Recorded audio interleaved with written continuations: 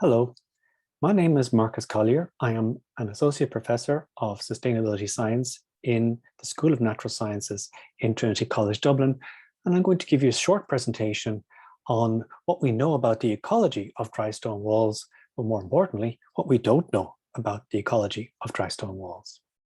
We know that field boundary dry stone walls are pervasive in Ireland, and practically in every country where you have stony ground, you will find dry stone walls of some caliber. It might be surprising to know that there is very little accurate measurement of the length or the condition or how effective our stone walls are, both here and in many countries.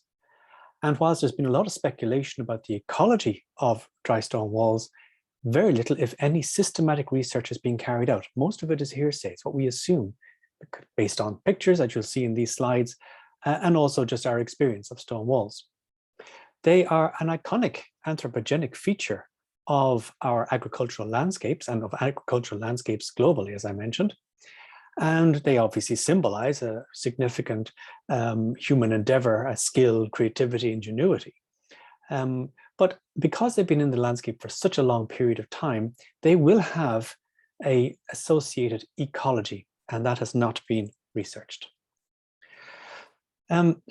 I have proposed in many times, some of you may have heard me speak on this before, that there are lots of different characteristics of a stone wall that may give rise to very specific ecological characteristics. I'm not going to go through this table in great detail, it's just really bullet points and so on. But what I'm trying to get across here is that in every aspect, in every description of the stone walls, whether it's its age or its geology or the soil or even the exposure to the sun, there may be an ecosystem service or a ecological characteristic associated with that. Because we know that in other types of ecosystems that are stony, such as cliffs or the karst landscape and so on, that there are ecological characteristics associated with that. So certain species may be favor, like the aptly named stone crop, for example, may favor these type of locations, and yet we haven't really ever looked at this in any great detail. And there's an image there of some stone crop growing in some granite stone walls here in County Wicklow. So while the function of a stone wall has remained largely unchanged for, well, thousands of years, stone walls and earth banks are two livestock retaining features that have been in existence on these islands and throughout the world for millennia. And their functions have largely remained unchanged.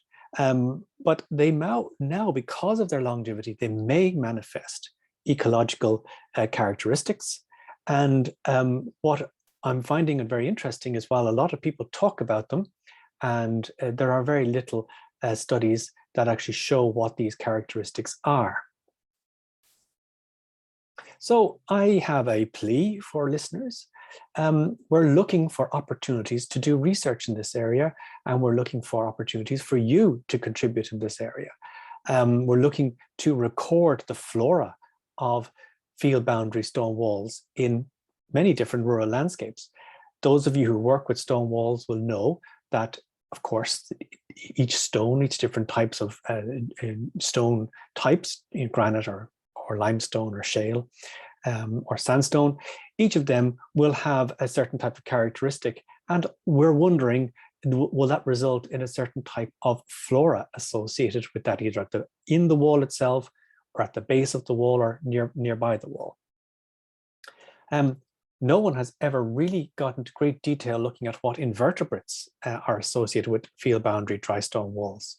Those of you who work with walls will be familiar when you're repairing them or when you're moving stone, that there are quite a lot of invertebrates, and they're often the same types of invertebrates, spiders and so on. But we've never really measured what they are or what their abundance is.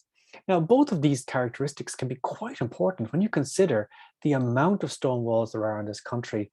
Just think about what they do and what they may be contributing to the biodiversity of this island. And we also might need to look at what are the indicator species, what are specific species that only exist on stone or near stone walls, and maybe not in the surrounding fields or neighboring ecosystems or habitats.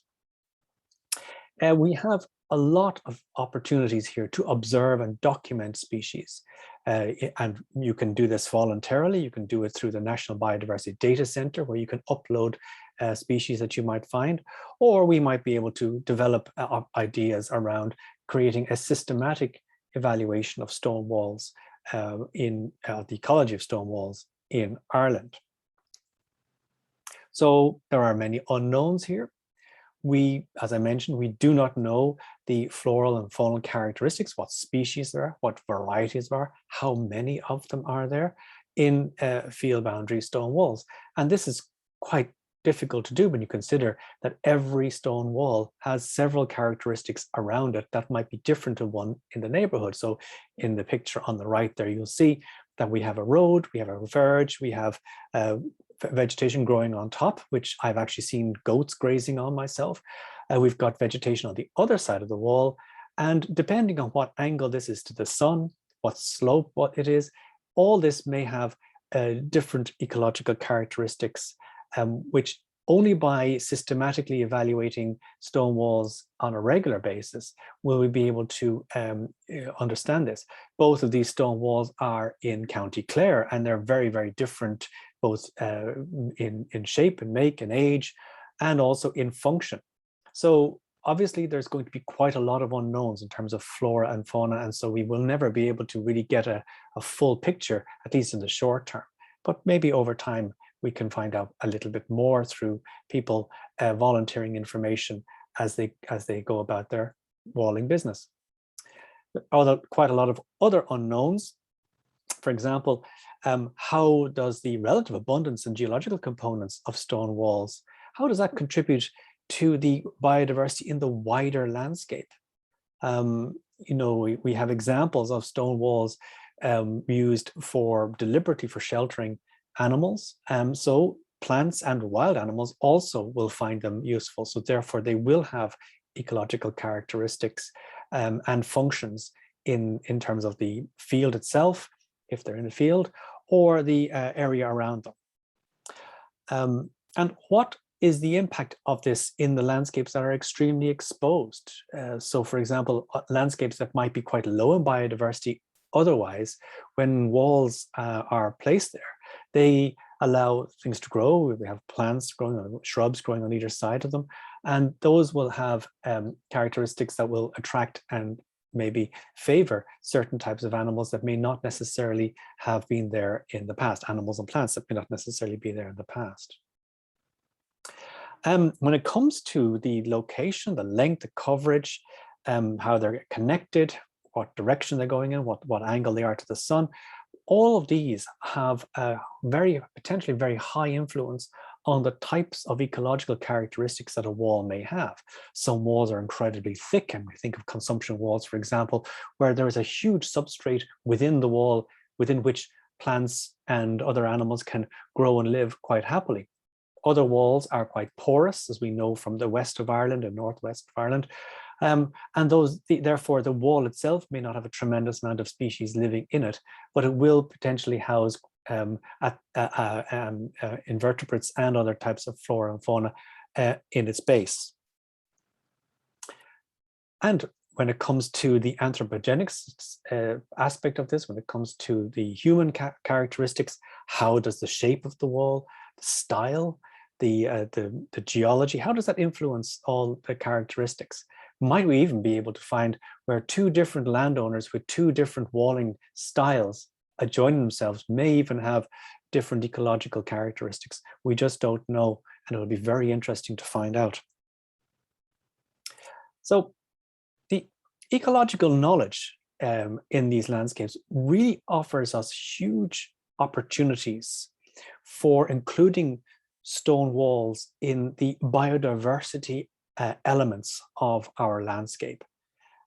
So whilst on one side of the story, we have significant cultural and historical associations with walls of different types, whether they're mortared walls or dry stone walls, we also have an opportunity for identifying what their ecological and biodiversity characteristics might be. This is very important for two reasons. One, it informs the type of management that we are currently doing, or unfortunately not doing, to maintain and to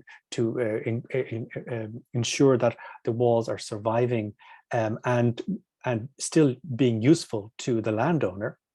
And the other aspect of this is that we are missing something in the overall picture of biodiversity in this country by not looking at these.